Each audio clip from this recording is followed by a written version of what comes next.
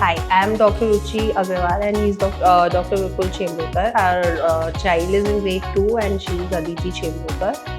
We started our journey from nursery with Green Acres, and it has been quite an exciting journey from Aditi saying no, I don't want to go to school to no, I want to go to school, so you better wake me up on time and stuff.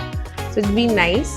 Nursery was in lockdown, so we usually had an online program with the teachers, but teachers were very helpful considering that it was the first step for the children to sit in a formal setup. So they were very patient. So kudos to the teacher to come up with things to make children interested. There was Miss Deenal, who was a homeroom teacher. She introduced a different version of my child, and I was very happy that my child could perform so much. Aditi per se is a very hands-on person. She's not a type of a person who will sit, read and write.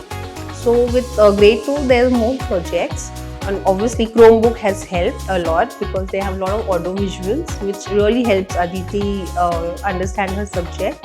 And introduction of computers, that has been very exciting for her, and more of project work. She's really enjoying it.